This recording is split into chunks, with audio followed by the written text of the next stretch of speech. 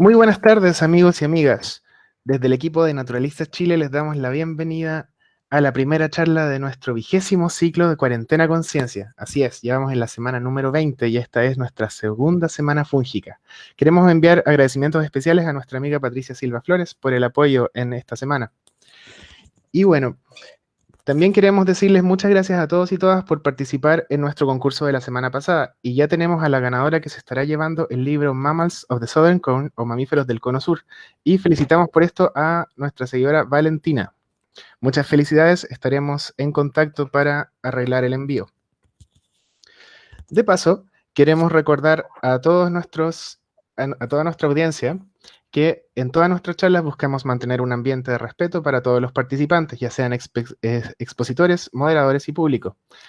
Las preguntas serán respondidas al final de la presentación y recomendamos que estas sean directas y precisas y que por favor no se repitan en lo posible. Es posible también que de manera inevitable no todas las preguntas sean leídas en vivo, pero se facilitará el correo del expositor para que se las respondan personalmente en caso de que esto suceda. Y bueno, ya para comenzar, presentamos a nuestra invitada del día de hoy, Sandra Troncoso, bióloga y magíster en ciencias del Laboratorio de Micología de la Universidad de Concepción y miembro de la ONG Micófilos. Muchas gracias por acompañarnos en esta tarde y que lo disfruten mucho.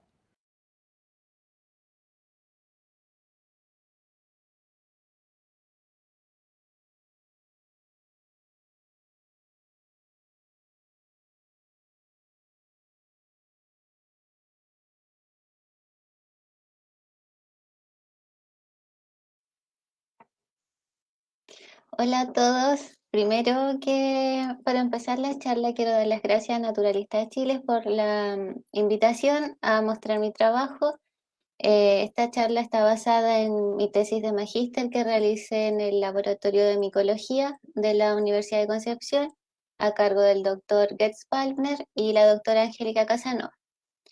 Bueno, en mi charla voy a hablar sobre la diversidad conocida que existe en el desierto chileno y aspectos de estrategias de sobrevivencia y de reproducción que tienen estas especies. Para comenzar voy a hablar generalidades de los hongos.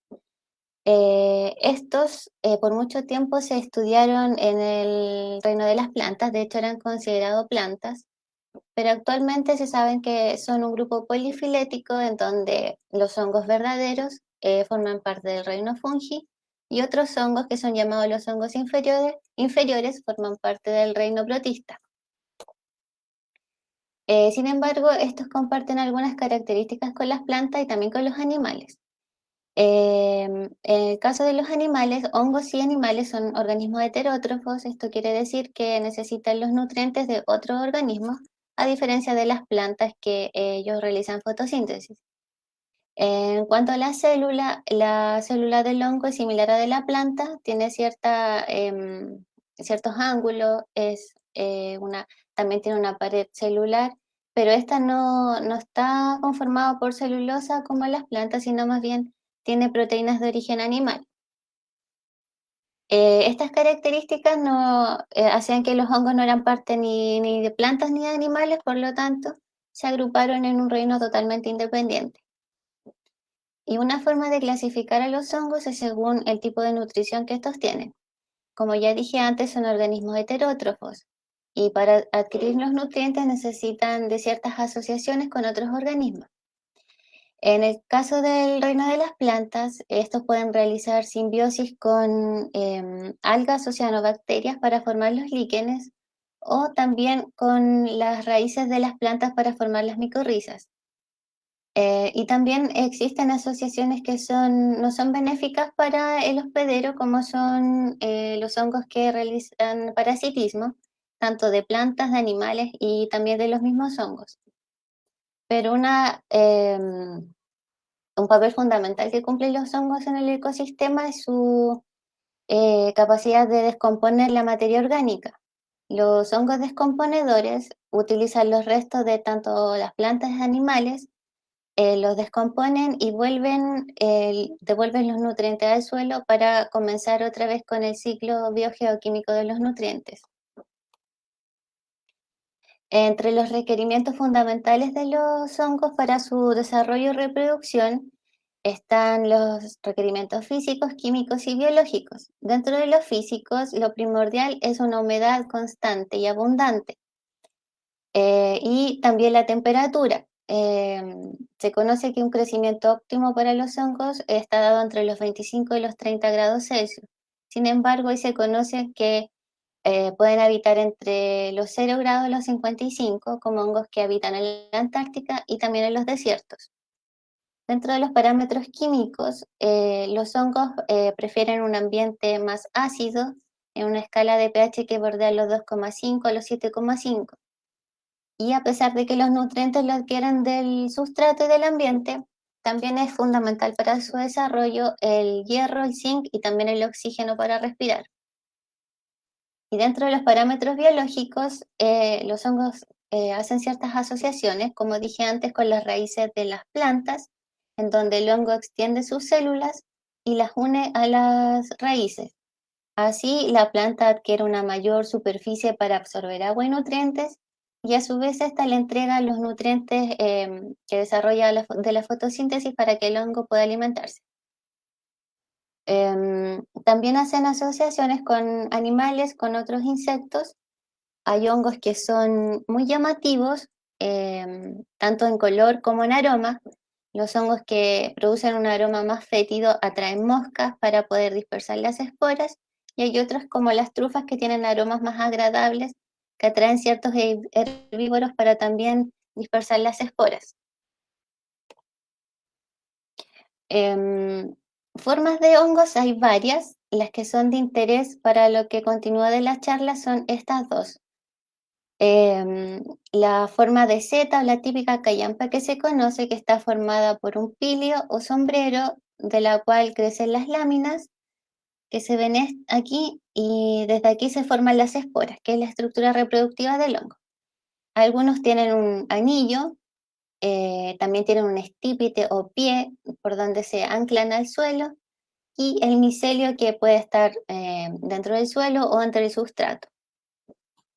En el caso de los gasteromicetes, que son un grupo cuya morfología está formado por un saco esporífero, dentro de esto está la gleba, que es nada más que una masa como polvo de esporas, y donde también ahí está el capilicio, que son hifas alargadas, que tienen una función de dispersión que voy a explicar más adelante.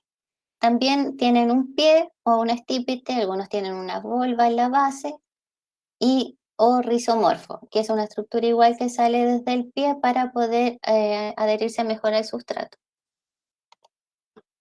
Bien, ¿cómo se reproducen los hongos? Pueden reproducirse de forma asexual o sexual mediante esporas. En esta imagen se ven las distintas formas de esporas. Hay esporas globosas, elipsoides, más alargadas, poliédricas. Algunas tienen ornamentaciones como espinas, verrugas, crestas y redes también, o algunas pueden ser septadas y diversas formas.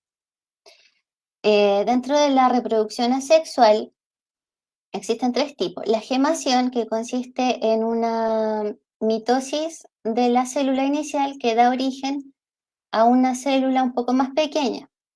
La esporulación, que consiste en que el núcleo se divide varias veces dentro del citoplasma hasta que éste colapsa y se liberan esporas. Y la fragmentación, que se da en algunos individuos, que consiste en la ruptura, la fragmentación de alguna célula que va a dar origen a otra individual. En el caso de un basidiomicete típico, el hongo libera las esporas al ambiente, ¿cierto? Cuando existen dos compatibles, en este caso no existe macho y hembra, sino que se le da un signo de positivo y negativo. Estas comienzan a hacer crecer sus células, formando el micelio, el esporangio, hasta formarlo nuevamente el cuerpo fructífero para comenzar el ciclo. Otra forma de clasificar a los hongos es según el tamaño, en donde vamos a clasificarlos en macro o microhongos. Los macrohongos son los visibles, los que tienen un tamaño mayor a 2 milímetros.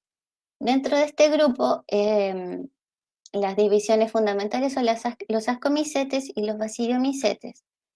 a pesar de que ambas divisiones también tienen una gran cantidad de hongos microscópicos. Formas típicas de los ascomicetes son las típicas morchelas, los hongos en copa y las trufas.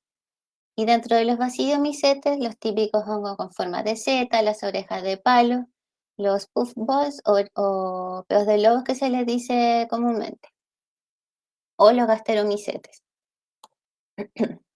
Bien, pasando a lo que es el desierto, existen desiertos cálidos y desiertos fríos como la Antártica. Dentro de los desiertos cálidos está el desierto de Atacama, el de Sonora, el del Sahara. Estos poseen una estacionalidad poco marcada y tanto los nutrientes como el agua son muy escasos. Y las pocas precipitaciones que ahí ocurren son ocasionales.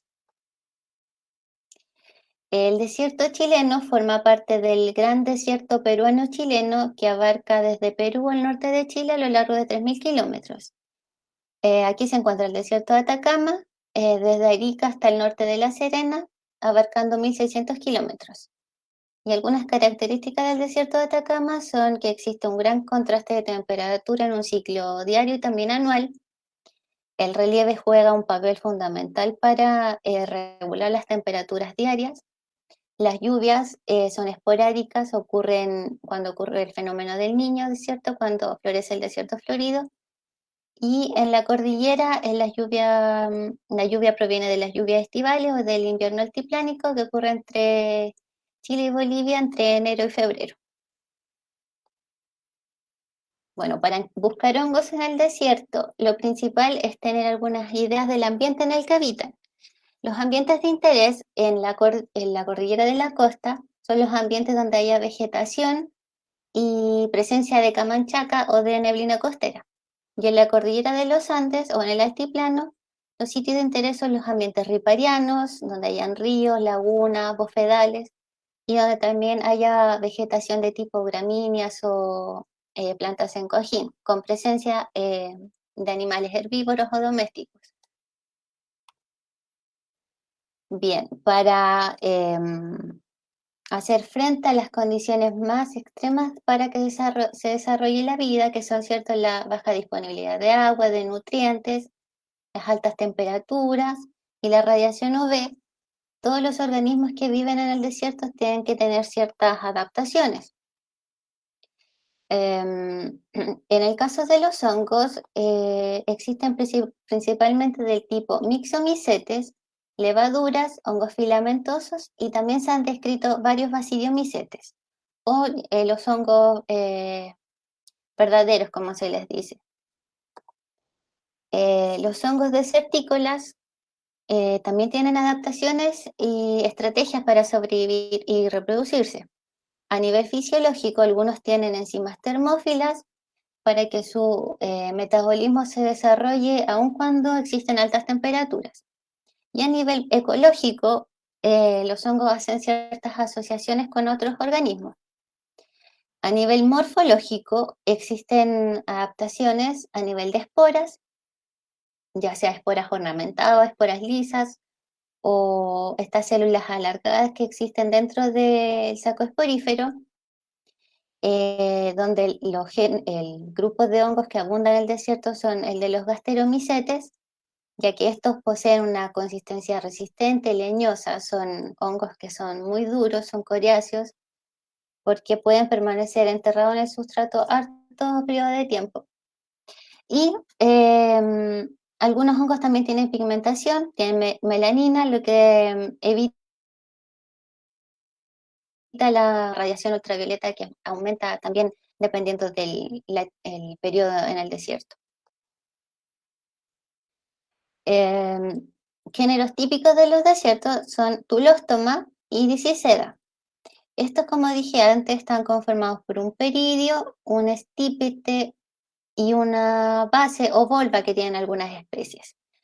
Estos hongos se desarrollan bajo tierra y en periodos donde hay humedad no abundante, sino que la necesaria.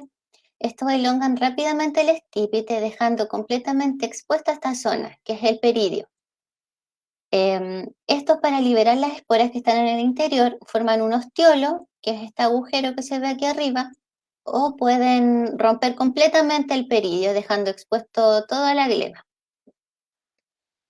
Además, este peridio sacoesporífero está formado por una capa externa muy gruesa, que es impermeable, lo que lo protege contra la radiación y también contra la deshidratación en periodos de sequía en el desierto, en periodos ciertos de que no haya ningún tipo de humedad atmosférica.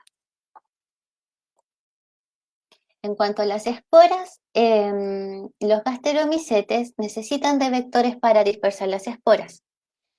Dentro de la gleba, algunas especies poseen las esporas ornamentadas o pueden ser lisas, o algunas también pueden tener redes. Todas estas funciones van a depender del ambiente donde se encuentren y también va a depender del tipo de vector que necesiten. Las esporas lisas son más susceptibles a ser dispersadas por el viento, ya que al no tener ornamentación son más livianas y pueden absorber humedad mayor, más fácil y así germinar más pronto. Y hongos que poseen estas esporas son más comunes encontrar en tierras abiertas. En cambio, las esporas ornamentadas, al ser más grandes y también más pesadas, esto les confiere una protección contra fuertes corrientes de viento. También esta ornamentación actúa como un repelente contra el agua para evitar que las esporas se junten. Y al juntarlas también hace que éstas sean más pesadas y evita que se dispersen a mayor distancia. Y también la ornamentación ralentiza un poco la absorción de agua, ya que así estas puedan germinar solamente cuando las condiciones sean favorables. Esta espora es típica o sea, es de una especie típica que se puede encontrar en el desierto de Chile, que es Chlamydophus meyenianus. Algunas esporas poseen pigmentación, como es el caso de las esporas de montaña, que tienen melanina y además tienen una pared muy gruesa. Esto confiere protección contra la radiación UV y también contra la desecación. Además, en los ambientes áridos o secos, tienden a hacerse burbujas de aire dentro de las esporas.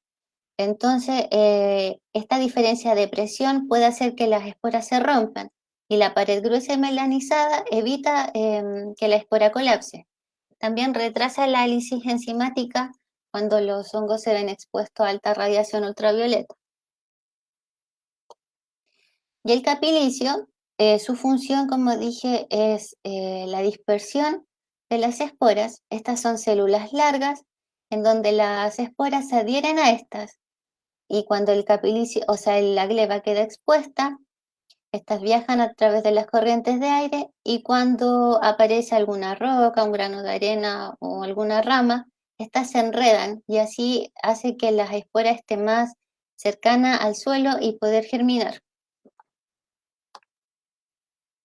Los colores pálidos también confieren una protección contra la radiación UV y también como camuflaje. Acá, por ejemplo, este honguito lo encontramos al lado de este cactus ahí creciendo escondido.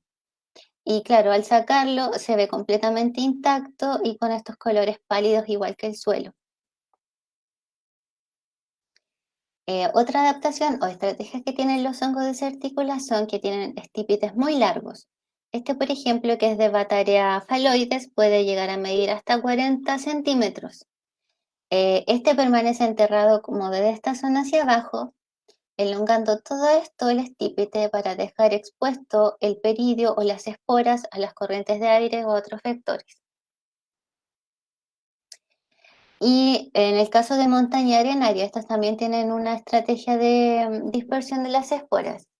En este caso, las láminas crecen, o sea, se desarrollan muy juntas, unas pegadas con otras, en un disco central. Cuando las esporas están maduras, este disco se levanta y deja expuestas las láminas. Estas láminas son muy frágiles, por lo que en cualquier roce de algún animal o con las corrientes de aire, estas se rompen y los fragmentos de las láminas van siendo dispersados por el viento. Y bien, en relación a la diversidad de hongos en el desierto chileno, es muy poca. Ha tenido muy poca atención tanto de los especialistas como también un poco de desconocimiento. El primer científico en describir un hongo desérticola en Chile fue Filippi, que en 1860, en su libro Viaje al desierto de Atacama, citó a Tulóstoma deserticola. En este dibujo se ve cuál es lo que él apreciaba como un hongo, que de hecho describe como una planta. Luego este hongo cambia de nombre y pasa a llamarse Chlamydopus meyenianus, que es esta foto que se ve acá.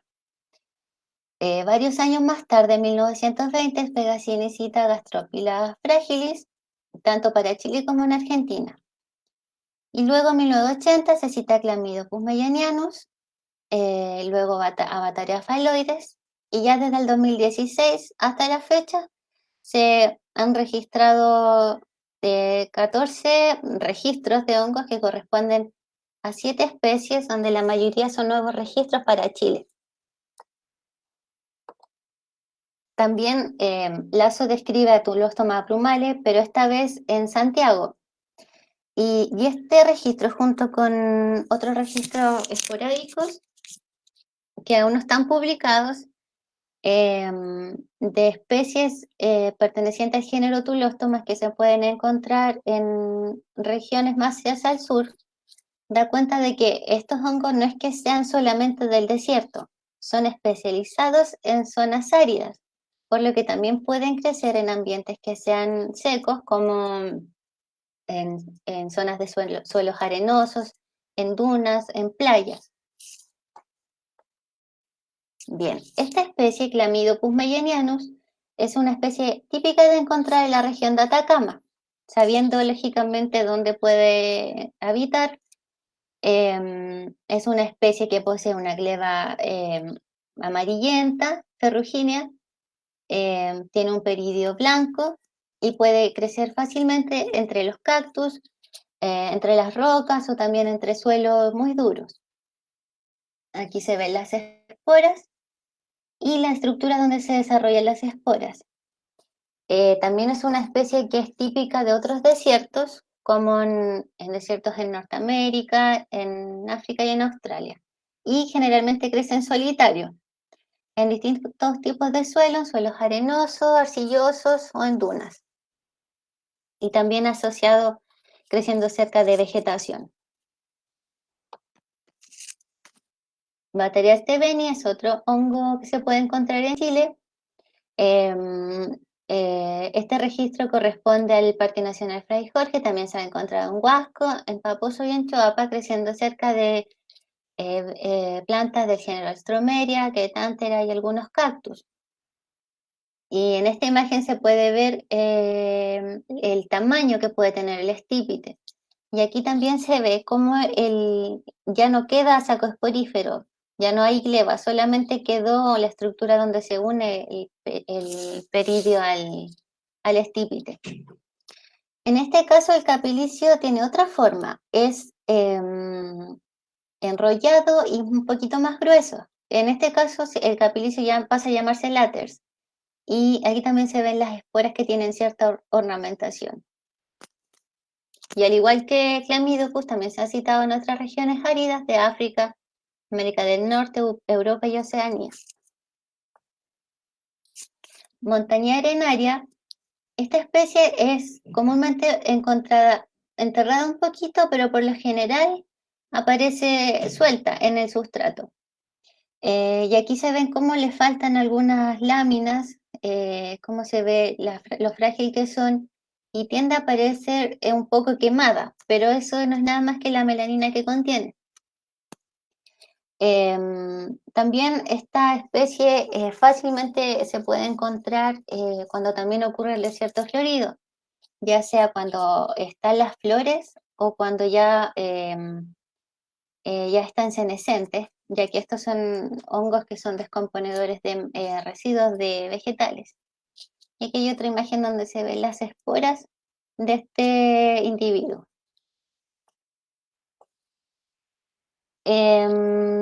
Junto con el equipo del Laboratorio de Micología, este año publicamos un artículo en Guyana sobre algunos registros en el Parque Nacional Pan de Azúcar, en el Nevado Tres Cruces y zonas cercanas a estos. Y uno de estos registros fue Tulostoma volvulatum, que fue encontrado en la playa, ¿cierto? En un ambiente de arena, con algunas plantas, y también con presencia de fecas de animales domésticos. De hecho, aquí se ve la gleba, cómo está rota. Aquí hay algunos individuos ya con el ostiolo definido, enterrado en el sustrato, aquí recién comenzando a romperse, y este individuo que estaba ya con la gleba expuesta. Y ahí se ve cómo es este polvo, que realmente es un polvo de esporas y capilicio. Y en este caso, esta especie tiene esta estructura que es la volva y en ocasiones puede tener un rizomorfo que le permite adherirse con mayor firmeza al suelo. Esta especie, Tulostoma nanum, la encontramos dentro del Parque Panda Azúcar. Es una especie pequeña que no mide más de 5 centímetros y la encontramos en un ambiente de loma con presencia de neblina costera. Bueno, en esta imagen se ve como el hongo está enterrado, recién saliendo del sustrato. De hecho, el ostiolo todavía no está abierto. Y acá están los otros registros del panda azúcar. También encontramos dentro del parque Ageastrum floriforme, que en este caso la capa externa de este hongo, que es gruesa, se abre en periodos de humedad y se vuelve a cerrar en periodos secos. Y esto es para proteger a la gleba, a las esporas, para que sean expuestas solamente cuando estén las condiciones necesarias para dispersarse y germinar. Y bueno, aquí está montaña arenaria, Tulostoma volvulatum y una especie de Tulostoma que no pudimos identificar. Las especies del género Tulostoma realmente son difíciles de identificar. La diferencia entre especies de repente varían en cosas muy sutiles, por lo que también es necesario combinar análisis modernos como técnicas moleculares y también observar las estructuras microscópicas bajo el microscopio electrónico de barrido. Y solo así, juntando la taxonomía moderna con la clásica, es posible llegar a una conclusión ya de la especie. Y en el Parque Nevado Tres Cruces, que está ubicado en la cordillera de la región de Atacama, encontramos a Conocibe tenera y Coprinus comatus creciendo en bofedales, que son los humedales andinos, que están formados por gramíneas y algunos pastos. Estas especies de hongos son nitrófilas o coprófilas, esto quiere decir que descomponen fecas de animales. Y además son, en el caso de Coprinus comatus, también es una especie que se distribuye a lo largo de casi todo Chile. Y también ambas especies son típicas de ambientes más húmedos. Lo que lleva a la teoría de que existen comunidades distintas entre ambientes costeros y ambientes andinos, al menos en el desierto. Bien, eso fue en cuanto a los macrohongos, pero también se han encontrado microhongos. Se han encontrado varios hongos que forman micorriza arbuscular, vesícula arbuscular, donde Aguilera y colaboradores en el 98, en un trabajo publicado, analizaron el suelo y las raíces de especies de Atriplex, encontrando de que estos hongos que forman micorrizas aumentaban la abundancia y la diversidad a medida que también iba aumentando los nutrientes en el suelo. Por lo tanto, las plantas juegan un papel fundamental también para los hongos, ya sea macro o microscópicos, confiriéndoles un nicho a los hongos. En el caso de hongos mixomicetes, estos se han encontrado en las hojas, en espinas de algunas plantas en el desierto. Estos forman protoplasmodios y cistos, y esta estructura lo que hacen es que puedan estar en un estado de latencia mientras vuelven o se dan las condiciones favorables para su crecimiento. Lo mismo que algunas esporas de estos hongos, en el caso de Lycia eremófila, también forma cistos de resistencia, pero también las esporas tienen una pared muy gruesa y esta forma poliédrica que también les permite, una, desplazarse, resistir a los ambientes y permanecer en latencia hasta que puedan germinar. También estas especies se pueden encontrar tanto en Chile como al otro lado de la cordillera, en Argentina. Específicamente esta especie se encontró en las hojas de estos cactus en en el Parque Nacional Panda Azúcar. Bien, ¿qué hace diferente a los hongos del desierto con los hongos como de más hacia el sur de Chile? Bueno, como dije antes, los hongos desérticos son especializados en el desierto o en regiones áridas más bien. Tienen una consistencia leñosa, son duros, son resistentes, tienen distintas estrategias, ya sea la pigmentación, la volva o la misma gleba. Estos no requieren de un agua abundante para ni desarrollarse ni germinar las esporas. Más bien, las condiciones que da la camanchaca son suficientes para que estos puedan germinar o elongar el estípite y dejar expuesto el peridio. A diferencia de los hongos que pueden encontrarse en distribuciones más hacia el sur o también en la cordillera, estos necesitan de agua abundante, principalmente porque, a diferencia de los hongos desérticos que tienen una liberación de esporas de forma pasiva, ya que nada más dejan expuesta la gleba y ésta se desplaza a través de vectores, en el caso de los hongos que requieren más agua es por el tema de la dispersión de las esporas mediante balistosporas. Por ejemplo, esta espora de Conocebetenera que encontramos en el Nevado Tres Cruces se desarrolla en el esterigma del basidio. Este basidio se encuentra en las láminas. Esta espora, para que sea liberada, se debe formar una capa de agua en la pared de la espora y también en el apículo, que es esta esquinita, entre el esterigma y la espora. Esta capa y la gota de Bühler, como se llama, necesitan agua abundante y constante. Estas comienzan a crecer y el centro de gravedad de la espora, que se ve aquí en este círculo negro, va cambiando a medida que crece. Cuando la gota y la capa se juntan, esta gota se desprende. Al desprenderse, esta espora cambia su centro de gravedad y la espora es lanzada como un catapulto fuera del basidio. Y es por esta razón que estos hongos necesitan abundante agua y por lo que al menos hasta ahora no existen registros más hacia la costa o hacia el centro del desierto. Además, estos hongos, al ser coprófilos o necesitar un ambiente más bien rico en nutrientes, y esto se ve bien en el altiplano, en zonas de bosfedales donde también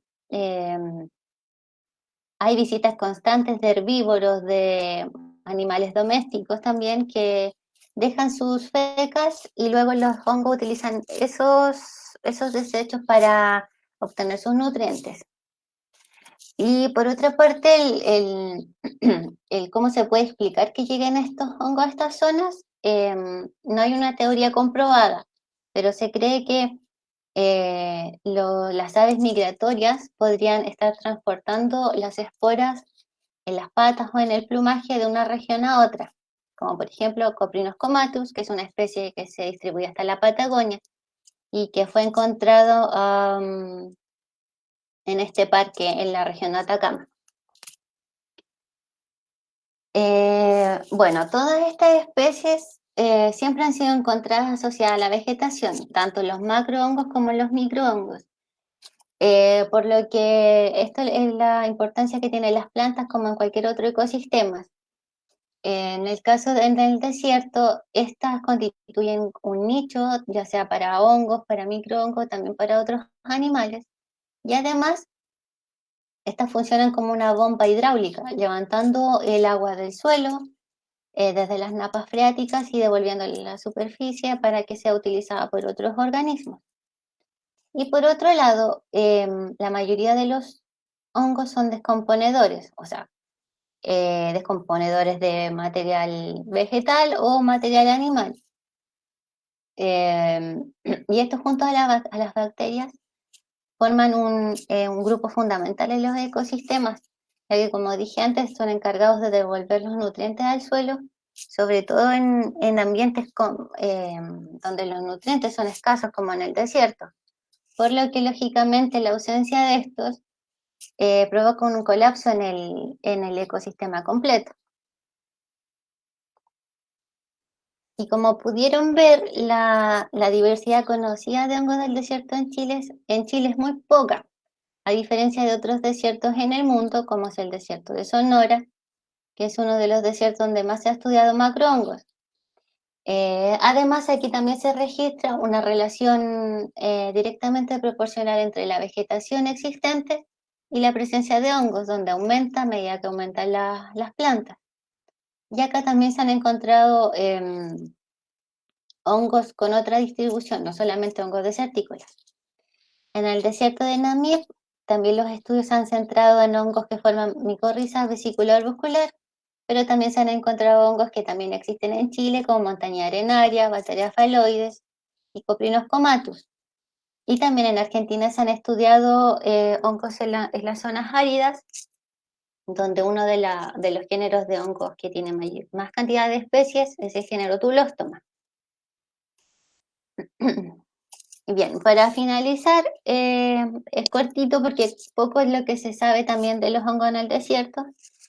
En mi tesis del magíster, nosotros encontramos más de 50 registros de hongos, pero esto aún no está publicado, sino que se está armando un artículo donde van a estar todos estos registros disponibles para que ustedes puedan conocer más de la diversidad de hongos y también dar algunos tips para que si alguien está interesado en conocer más de la diversidad de hongos o que de repente van al desierto, puedan visitar áreas que preferentemente tengan una vegetación abundante y tenga también humedad, ya sea la Camanchaca o los humedales en el altiplano, y ver si pillan estos hongos. A veces se camuflan muy bien por los colores que son muy pálidos o muchas veces que se pueden confundir con otras estructuras como montaña arenaria, a veces parece un palito quemado, pero eso, que se interesen de que si tienen no sé, algún registro también puedan hacerlo llegar a alguna colección biológica. La colección, el Fungario de la Universidad de Concepción siempre está dispuesto a recibir muestras, si alguien tiene. También el Fungario de Micófilos y el Fungario de Fundación Fungi, ya que es necesario que exista más conocimiento sobre este grupo de hongos, sobre todo en el desierto, que cada vez existen más proyectos de origen minero, de origen de energías renovables. Y muchas veces no existen, no hay registro, incluso hacer un llamado también a las personas que realizan consultoría ambiental, de que no se queden solamente con que como en el desierto no hay agua, no pueden haber hongos. Uno de los resultados de mi tesis fue evaluar los estudios, revisarlos. Muchos publicaban en los informes de que como no hay agua, no hay hongos y no se realiza un muestreo. La ley dice de que se debe hacer un muestreo de hongos y no se realizaba. Entonces es primordial cumplir con eso, realizar los muestreos, que haya más especialistas, más interesados y generar más conocimiento, porque así también se pueden proteger áreas que son susceptibles también al deterioro ambiental. Y lo otro es que, a diferencia de los hongos del sur o centro de Chile, los hongos en el desierto no tienen un periodo de fructificación, Como por ejemplo, en otoño comienza a llover, aparece Amanita muscaria, o comienza septiembre y aparecen los digüeñes. En el desierto no es así. Estos hongos son oportunistas. Van a aparecer cuando estos tengan la oportunidad de salir. No tienen una fecha para poder crecer. Por lo mismo es importante que la gente que muestre también lo haga en ciertas campañas y hacer seguimientos. Es la única forma que hay para generar conocimientos y también nuevos especialistas, gente que se interese y proteger el norte de Chile que es tan frágil. Y eso sería mi charla. Muchas gracias nuevamente por la invitación y por la gente que se conectó a escucharme. Ok, ahí estamos de vuelta. Muchísimas gracias, Sandra, por esta muy bonita presentación. Muchas gracias de verdad de parte del equipo de Naturalistas Chile. Estuvo bien, bien entretenida. Y em, alguna gente de nuestro público opina lo mismo. Em, de hecho empezaron a aparecer muchos y se me perdieron. Ya. Viviana Salazar Vidal dice, muy buena charla. Goetz Palfna también dice, muy buena presentación, Sandra. Que a todo esto Gracias. fue uno de los expositores que tuvimos en la semana fúngica anterior. Andina Zabaleta también dice, muchas gracias por tu charla, Sandra. Andrés Juan Camamani dice, muchas gracias por la charla. Tengo algunos registros, se los enviaré. Em, Así que bueno, antes de pasar a las preguntas, quiero mandar un saludo a toda la gente que nos está viendo, ¿cierto? Ya tenemos a varios rincones de Chile y de afuera, y de otros países que nos están viendo. Saludos a la gente de Coquimbo, Arica, Coñaripe, Rancagua, Chiloé, Paraguay y San Nicolás, Argentina. Así que muchísimas gracias por estar con nosotros el día de hoy. Em, ok, voy a empezar con algunas preguntas que salieron mientras estabas dando la charla, en lo que se acumulan más. Ya. Em, Carlos Cristian Pizarro pregunta, ¿existen especies exóticas que habiten en zonas urbanas, plazas, ríos, jardines y qué tan exitosas son en zonas rurales? Especies exóticas de Ujú. jardines en ¿Se zonas sabe? rurales. ¿O se sabe algo de especies? ¿O se ¿Pero sabe de eso especies exóticas? está relacionado al desierto o no pongo en general? Lo que se pueda. Bueno, sí, hay especies exóticas como la manita muscaria, ¿cierto? Que si bien Ujú, existe, o sea, se introdujo en plantaciones de pino, también es posible ahora encontrarla dentro del bosque nativo. ujú, Y así como esta aumenta su distribución, también otras especies. Em, ¿Qué ejemplo te puedo dar? Em, eh, bueno, en general los hongos descomponedores pueden salir en cualquier zona donde se den las condiciones propicias. Los hongos coprófilos pueden salir en cualquier zona donde exista abono, nitrógeno o harto desecho de animales. También los descomponedores de, de árboles, eh, como son algunos, la seta del chopo que se le llama, que se ha encontrado en distintas especies arbóreas, incluso en las mismas plazas. ujú. Ujú. Ok, muchísimas gracias. Em, Esta pregunta de May Conilo que dice libros que recomienden para empezar a estudiar micología. Eh, bueno, el Atlas Micológico de Waldo Lazo, Mm, habla harto de la micología chilena, es bueno para tanto para aficionados como para expertos para conocer las especies de Chile. Eh, Viviana Salazar igual tiene un manual de micología básica que se puede descargar desde la página de Micófilos y también las guías de campo de Fundación Fungi. que también Mm, tienen imágenes muy llamativas donde uno puede conocer también la diversidad para salir a terreno. excelente. Ujú. Muchas gracias. Em, ok, ok. Ah, sí, entre paréntesis, ella también estuvo con nosotros en la anterior semana. Sí, Em, Así que muchas gracias. Saludito a Viviana Salazar. Em, Zulema Sofía pregunta si alguno de los hongos que mostraste es comestible. Em, Coprinus comatus en un estado inicial es comestible, o sea, cuando está como una estructura blanca, porque luego cuando madura se vuelve negro, ahí ya no es comestible.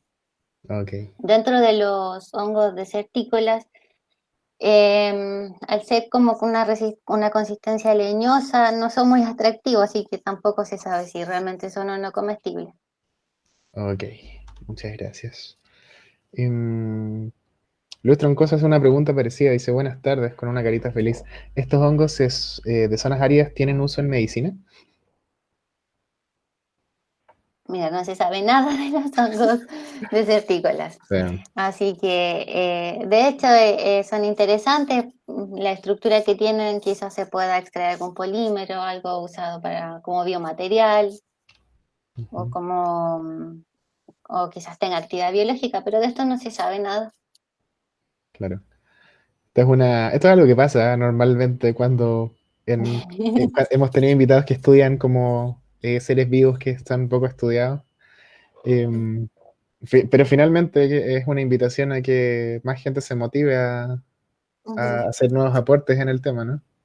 claro. Em, Marcelo Rosas dice, no sé si entiendo esto, ¿está demostrado el levantamiento hidráulico en hongos? No, no, de hecho tampoco se sabe, o sea, al menos de hongos del desierto, que es lo que yo al menos me especializo. Ujú, Tampoco se sabe hasta dónde llegará el micelio, cuál es realmente su función, desde dónde adquieren el material para descomponer. Todo eso todavía no se ha avanzado. ok, muchas gracias. Walter Aurelio Quispe dice, ¿qué hongos están descritos para la región de Arica? Ninguno de estos. Ahí no se sabe nada. No, O sea, nada. Los registros que yo te mostré, o sea, que mostré, es lo único claro, que está publicado. claro. De seguro hay algunos colegas que tienen registros, pero aún no son públicos. De Mm, hecho, de mi tesis, nosotros tenemos registro de más de 50 especies, pero se está armando un artículo para publicar todo. ujú, Pero registros públicos no hay. ok, muchas gracias. Em, ¿Dónde me quedé? Ah, sí, Carlos Pizarro también dice, ¿hay alguna temporada específica para poder estar más atento al registro? Soy guía de turismo y he visto varios de los que mencionaste en los parques nacionales y en el desierto en general. No es que tengan una temporada para crecer, pero Ujú, sí cuando se dan estas lluvias esporádicas, hay que estar más pendientes. Por ejemplo, nos pasó el 2018 que estuvimos en octubre ya. Un día pasamos, no había nada, al otro día pasamos porque había llovido un poquito en la mañana y habían aparecido. Entonces hay que estar pendiente cuando llueva y en zonas donde haya vegetación. mm, ok, muchas gracias. Antonieta Carvajal pregunta, ¿qué ley obliga a revisar si hay hongos? La ley de la 19.300 si no me equivoco, pero la Ley General de Bases del Medio Ambiente y que habla sobre todos los proyectos que deben ser sometidos a evaluación ambiental eh, del reglamento del SEIA. En Ujú, esa ley, que creo que entró en vigencia el 2013, dice de que se deben hacer para plantas, animales y otros componentes, y ahora incluye hongos, un catastro de la diversidad de las áreas para donde se quieren poner algunos proyectos. Ok, muchas gracias. Cintia Hernández pregunta, ¿dónde se puede enviar muestras de hongos? Soy de la región del Maule. Puedes enviarla al laboratorio de micología de la UDEC. Ujú. Puedes contactarte conmigo también para hacer el contacto o directamente con el doctor Pachner, que es el encargado del fungario. Excelente, muchas gracias. Ujú. Me parece que había otra pregunta que era de lo mismo, pero que se veía antes, pero se me fue, lo siento. Em, Se llama Samuel Barros, dice, muy interesante la charla de esta joven investigadora. He asistido a varios fenómenos del desierto florido y solo me fijé en las flores, nunca en los hongos, carita triste. Felicitaciones. Así que, o sea, quería decir eso porque también va de la mano con lo que tú ya has dicho. Ujú. Hay que estar atento, ¿no? Hay que abrir los Sí, ojos. sí, y como dije, a veces se camuflan también que no se ven, pero Así claro, es, hay que darse el tiempo de estar agachados, mirando, y bueno, aquí ya tienen una idea de cómo son, ya exacto, pueden buscarlo más fácil. exacto. Muchísimas gracias. Gracias. Bueno, pues hay comentarios, muchas gracias. Valentina García dice, muchas gracias, Sandra, me encantó tu charla. Lina Sánchez, gracias, Sandra, muy buena tu presentación. Mark Moore dice, seca, Sandra, muchas gracias, buenísima, excelente. Abel Aldama dice, excelente, Sandra, tengo una pregunta sobre la melalina, La melanina. Ujú, melanina, sí, ujú, ujú. de los hongos. ¿Qué familia de Gastromycetes son? Mm, No, o sea, la especie que yo mostré que se sabe que tiene melanina es montaña arenaria, que es parte ujú. de la familia Garicacea. Ah, ok. Muchísimas gracias. Entonces, muchas gracias. Eh, Hay muchísimo desconocimiento sobre los hongos en Chile. Muy entretenido y claro que en el desierto sí hay vida. Sí. Muchas gracias por eso. Muy interesante desde Quilpué. Excelente charla. Mira, te echan muchas flores o muchos hongos, no sé. El- Gracias. em, para mí con Hilo que pregunta si graban estas charlas, ¿están las anteriores? Sí, todas las charlas después de que acabe la transmisión en vivo va a quedar disponible en nuestra sección videos en esta página de Facebook. Así que va a quedar esta y también todas las que hemos transmitido hasta ahora. Notable presentación, muy buena presentación, muchas gracias. Un saludito a Punta Arenas. Eh, Álvaro Parra dice, es ideal tener un registro para contrarrestar con líneas base de proyectos mineros, fotovoltaicos, lineales, etcétera. Sería ideal tener estos registros. Ujú. Eh, Mao Yen Yu pregunta, ¿qué significa la sigla SP? Que se le otorga algunas clasificaciones de hongos. El SP es cuando uno no puede describir la especie. Ujú, Cuando uno llega solo al nivel de género, por ejemplo, Tulostoma SP significa que es una especie de Tulostoma. Es la ujú. abreviación. Muchas gracias. Así es. Cosas, cosas a notar. Sí. Em, Debe haber, Ana Muñoz dice, debe haber muchísima diversidad por descubrir aún en el desierto. ¿Qué tema más interesante? Los superhongos. Pati Canales dice, le enviaré los registros que tengo acá en Arrayán, costero de La Serena. Aparecen en este tiempo, son Ujú. cetos. ¿Mm? Ya. Eh, Ahí veamos. Nunca vi hongos en el desierto florido. Gracias por la charla, ya podré verlos. Esteban Gallardo dice, bueno, muchas gracias, dice Lucas Butcher, dice, como siempre las charlas de naturalistas son excelentes. Es porque tenemos excelentes invitados Sí. realmente. Así que muchas gracias de nuevo, Sandra. Gracias a ustedes. Ujú. Em, Esteban Gallardo dice, ¿hay alguna especie que sea del hongo del desierto que sea endémica? No hasta lo que se conoce, ya que todos ya son descritos en otros desiertos, en otros Mm, continentes, de hecho. Está interesante eso, ¿eh? Ujú. Pero la distribución de los hongos suele ser así como tan grande o tan amplia.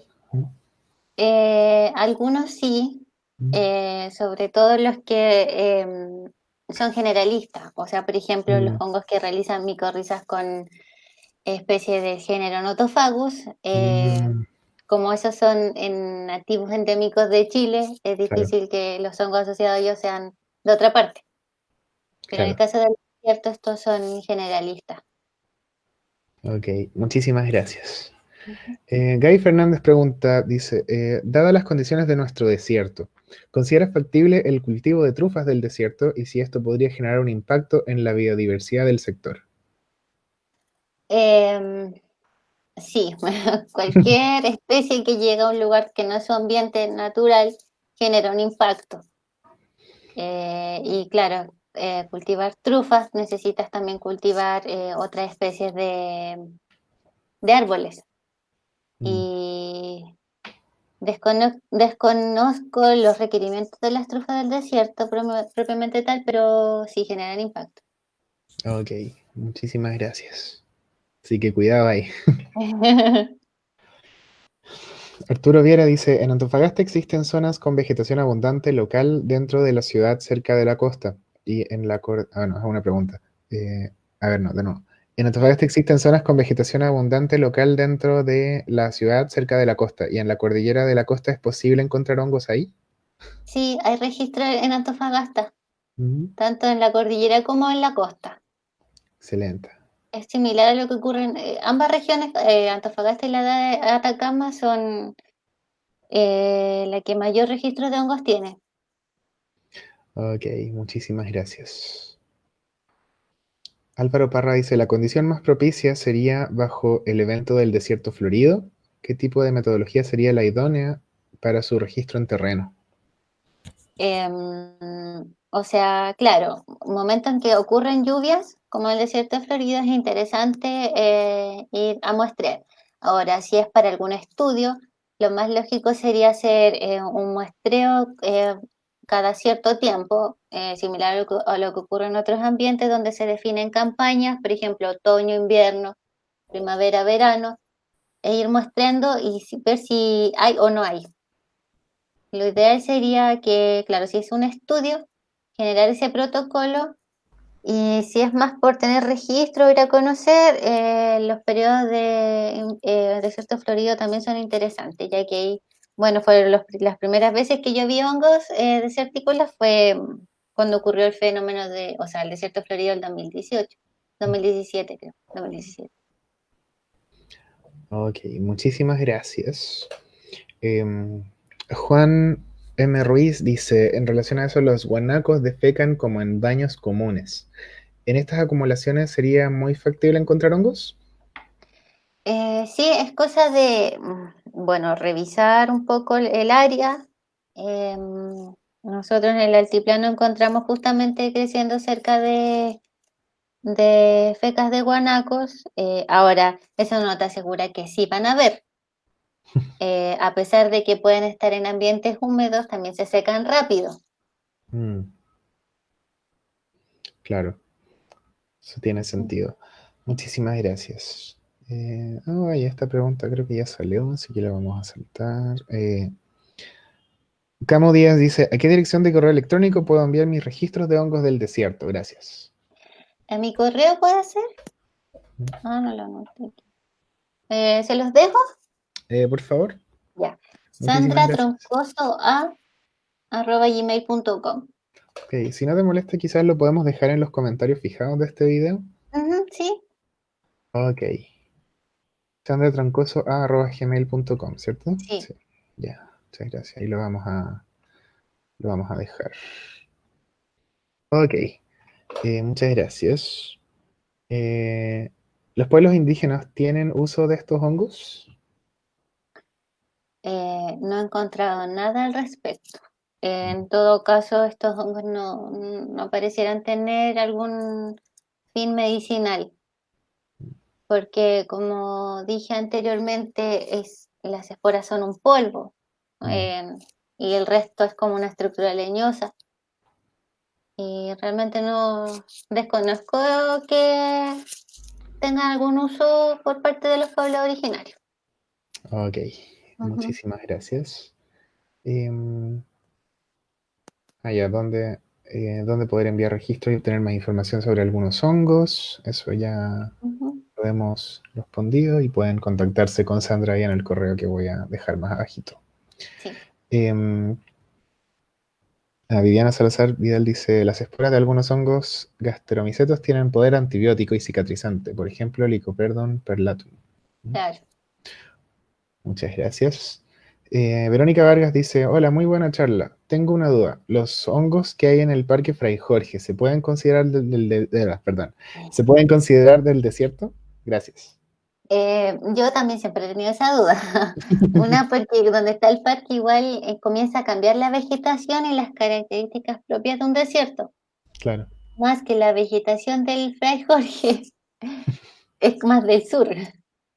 claro, así Yo es. creo que depende como del microambiente. No Mm, sé si, por ejemplo, se encontró dentro, donde está toda esta vegetación de selva valdiviana, o si es por fuera, porque fuera del parque también es árido.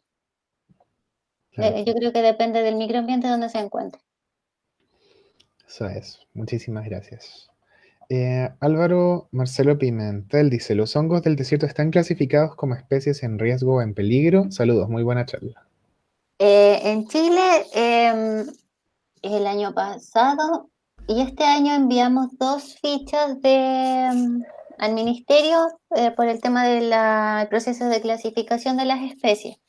Enviamos a Chlamydophus meyerianus y montaña arenaria, que son las especies con más registro. Pero claro, como igual la distribución de esto es mayor, no están considerados en ninguna categoría ni de vulnerable ni en peligro. Ujú. Ok, muchísimas gracias. Sebastián Vidaurre dice, hola Sandra, una consulta. ¿El hecho de que estos hongos tengan una contextura más dura es porque tienen una mayor compactación de hifas o es por una mayor cantidad de quitina en las paredes u otra razón? Saludos desde Puerto Aysén. Qué buena pregunta. Eh, Deben tener alguna molécula que hace que tengan esta estructura. Realmente no lo sé, lo voy a averiguar. Ok, muchísimas gracias. Enzo Cristaldo dice, bueno, sobre la pregunta de la melanina. ¿Se podría compartir el trabajo en donde se identifica la melanina? Sí, si me escriben el correo yo les mando el archivo. Excelente, muchas gracias. Esta es larga. Norton Cubameli dice, hay microhongos del desierto que forman micorrizas que puedan ser usados en la agricultura para fomentar crecimiento, evitar estrés hídrico o sean antagónicos para hongos dañinos. Si la respuesta es faltan estudios, ¿qué pruebas necesitamos para realizar y cómo podríamos comenzar? Saludos desde Perú. Yo creo que sí es factible. Ahora, si hay estudios, no lo sé, porque mi área va más a los macrohongos que a las micorrizas. Ok, Pero al igual que en otros ambientes, las micorrizas sí sirven para restaurar suelos y todo eso. ok, muchas gracias. Em, ONG Micofilos dice. Estaba respondiendo a una pregunta anterior. Dice: Hola, en el fungario no aceptan hongos microscópicos, solo micel o. No, perdón, es una pregunta donde etiquetan a ONG Micofilos. No, no, Ay. no viene de ellos. Hola, en el fungario no aceptan hongos microscópicos, solo micelio.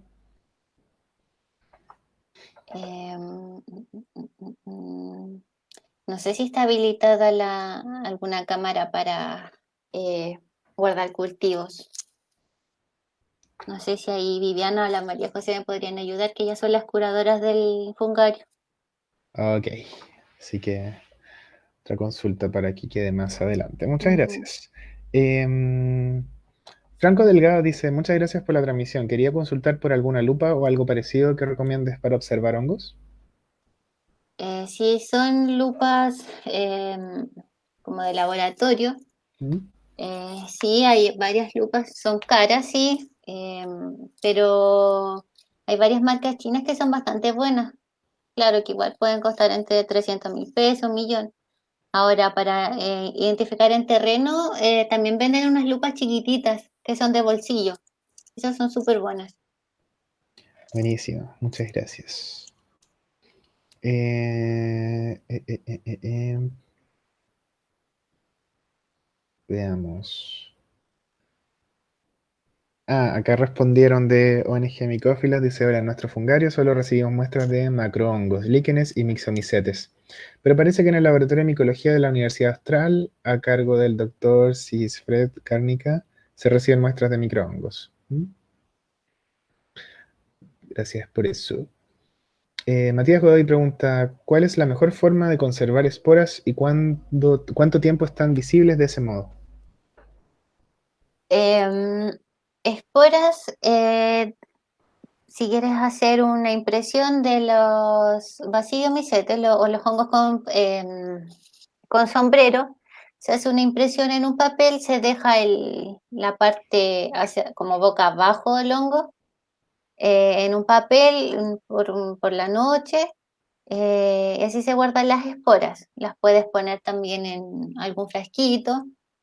En el caso de los gasteromicetes, el polvito de espora se puede guardar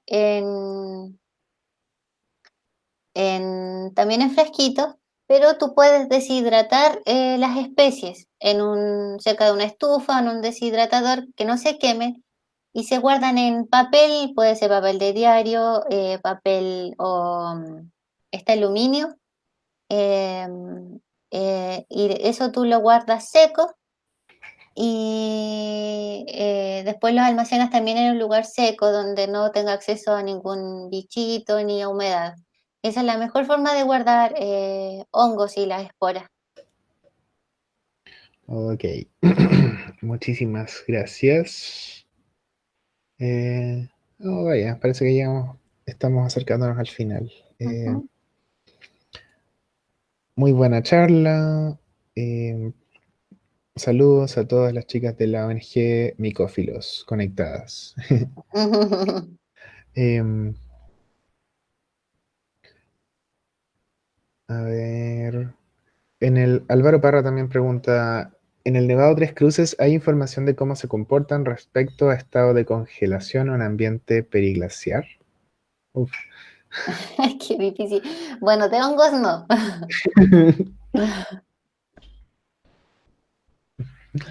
Em, Abel Aldama pregunta sobre el empuje o catapulta que ejerce la gota de agua en la espora. ¿En qué libro o publicación puedo tener más información? De hecho, si tú escribes gotas de Bibler en Google, aparece toda la información. O también puede ser en Google Scholar. Em, sí. También en Ah, el manual de micología básica que les hablé antes, también aparece la gota de Bibler. ok, muchísimas gracias. Al parecer eso es todo por el momento. Voy a subir un poquito a ver si me llegan, si hay algunas que se me pasaron, que es algo que, como dijimos al principio, puede pasar, porque hay momentos en que llegan muchos comentarios a la vez. Em, Así que, bueno, de, quisiera reiterar los agradecimientos, sí, los agradecimientos por esta eh, excelentísima charla, Sandra. Gracias. Em, Ha sido todo un gusto tenerte en nuestra página como invitada Gracias. especial. Em,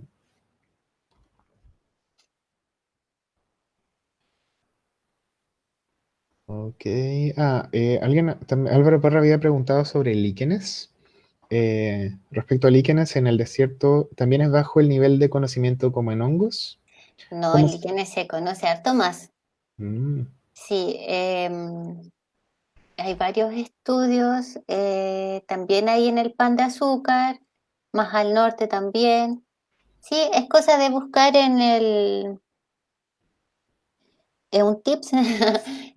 Uno va a Google Scholar, escribe en el ujú. buscador, por ejemplo, líquenes del desierto de Chile y ahí van a aparecer los papers. Hay varios, de hecho, la doctora Angélica Casanova, ella estudia los hongos, o sea, los líquenes del desierto. Excelente. Muchas gracias. Ujú. Em, También pregunta, ¿cómo sería la relación de líquenes y hongos en el desierto? Ah, bueno, solo acabas de comentar. Em, eh, eh, eh, eh, sí, creo que eso ha sido todo. Em, Sebastián Vidaurre dice, ¿podrías mostrar la bibliografía de la presentación una vez más, por favor?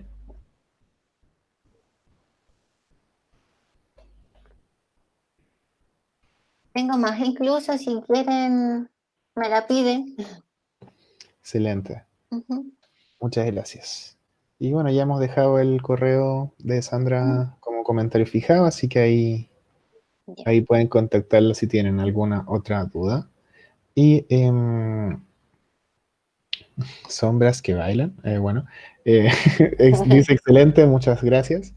Álvaro Parra también dice gracias por la charla. Y sí, creo que ya estamos por ahora. Ujú. Así que quiero aprovechar este momento para invitarlos obviamente a la charla de mañana. Vamos a estar toda la semana viendo varios temas diferentes sobre el mundo de los hongos, porque da para muchísimo, ¿cierto? Sí. Entonces, mañana martes a las 7, como siempre, a través de nuestro Facebook, tenemos el rol de las micorrizas en la agricultura sostenible de Ana Aguilar. Em, Así que no se la pierdan, va a estar bien, bien interesante. Y bueno, creo que ya es buen momento para concluir esta sesión. Sí, no sé si nuestro, uy, perdón, no sé si se escucha, pero se me cayó algo. No sé si nuestro director ahí ve si, qué nos dice, si estamos bien para terminar. Que al menos a mí no me, al menos a mí no me aparecen más preguntas, así que creo que sí. En fin, muchísimas gracias nuevamente, Sandra. Ha sido un gustazo tenerte el día de hoy, así que Ya. eso. Gracias a ustedes cuando quieran.